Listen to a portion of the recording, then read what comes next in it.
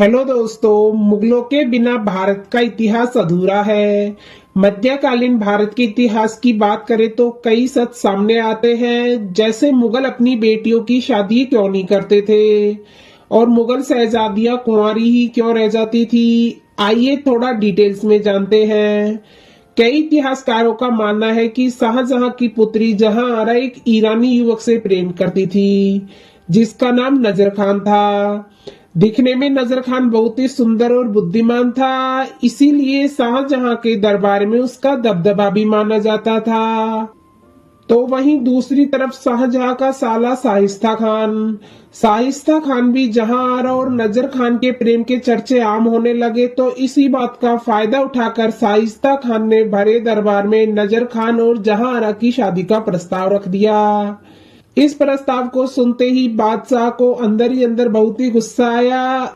अगले दिन उसी दरबार में नजर खान को बादशाह ने अपने हाथों से पान का बीड़ा खाने को दिया। उस समय किसी को पान का बीड़ा देना बहुत ही बड़ा सम्मान माना जाता था और नजर खान मन ही मन बहुत प्रसन्न हुआ। बादशाह के हाथों नजर खान को पान का बीड़ा दिए जाने से बहुत ही खुश था। उसे लग रहा था कि जहांआरा और मेरे रिश्ते को बादशाह ने कबूल कर लिया, लेकिन किस्मत को कुछ और ही मंजूर था। पान खाने के कुछ घंटों बाद नजर खान इस दुनिया से चल बसा, क्योंकि पान में पड़ा हुआ जहर अपना असर दिखा चुका था। और फिर सवाल उठता है कि मुगल शहजादियों की शादी आखिर क्यों नहीं की जाती थी। क्या इनकी शादियों को लेकर बहुत ही मुश्किलें थी या फिर वजह कुछ और थी। इसका कारण ढूंढने पर पता चलता है कि मुगलों के रुतबे और उनके बराबरी का रिश्ता पूरे हिंदुस्तान में मौजूद नहीं था। मुगल अपनी बेटियों की शादी करके किसी के सामने झुकना नहीं चाहते थे, और दूसरा कारण यह था कि शादी होने के बाद उनके शौहर या उनकी संतानें शाही गद्दी के लिए खतरा न बन जाए। जैसा कि हमें देखने को भी मिलता है, अकबर की बहन के शौहर शरीफुद्दीन शाही गद्दी के लिए खतरा बनने लगे थे और अकबर पर जानलेवा हमला भी किया था।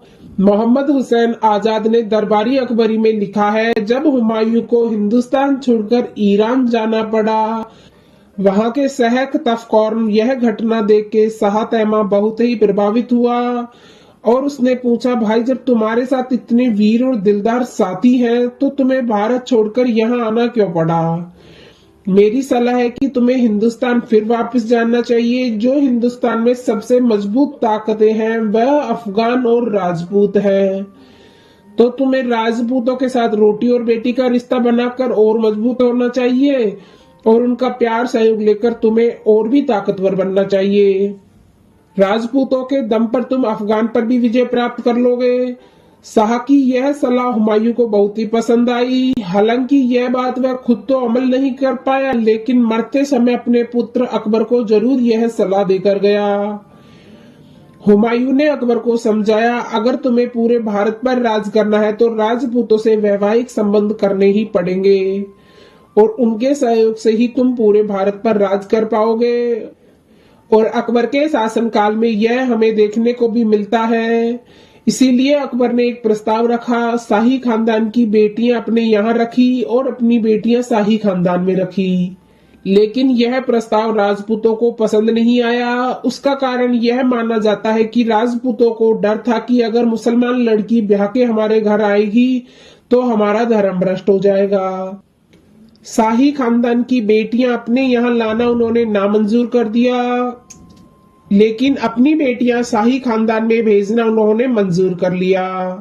माना यह भी जाता है कि उस समय इस प्रस्ताव को मानने के अलावा राजपूतों के पास कोई चारा नहीं था, क्योंकि अगर राजपूत यह बात नहीं मानते तो मुगल उनकी बेटियों को उठा ले जाते, क्योंकि मुगलों की ताकत उस समय बहुत चरम पर थी।